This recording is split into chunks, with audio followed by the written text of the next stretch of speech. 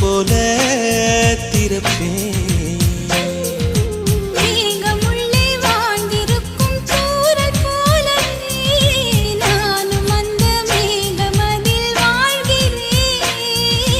காற்றழுத்தம் போல வந்து நானும் உன்னை தான் முத்தமிட்டு முத்தமிட்டு போகிறேன்.